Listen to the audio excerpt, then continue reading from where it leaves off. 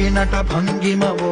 భీంతన తోంతన శంకరునికి సంకీర్తనవో